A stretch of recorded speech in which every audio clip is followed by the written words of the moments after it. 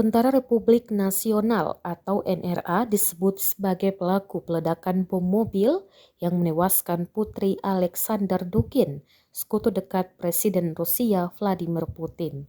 Korban itu bernama Daria Dugina. Daria Dugina meninggal setelah mobil yang dikendarainya meledak di jalan raya dekat Moskwa saat dia menuju rumahnya pada Sabtu 20 Agustus 2022.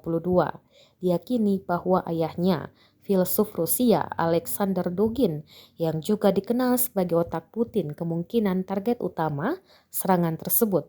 Dilansir dari The Guardian, Ilya Ponomarev menuduh ledakan bom mobil yang menewaskan Daria Dugina adalah ulah dari Tentara Republik Nasional atau NRA. Dia menjelaskan NRA sebagai kelompok bawah tanah yang bekerja di dalam Rusia dan didedikasikan untuk menggulingkan rezim Putin. Ilya Ponomarev sendiri adalah seorang mantan anggota Duma atau Majelis Rendah Rusia yang diusir karena bersikap anti-Kremlin. Namun keaslian klaim Ponomarev belum dapat diverifikasi. Sementara, Rusia sempat menyalahkan Ukraina atas serangan bom di mobil Dugin, tapi lantas dibantah keras oleh Kiev.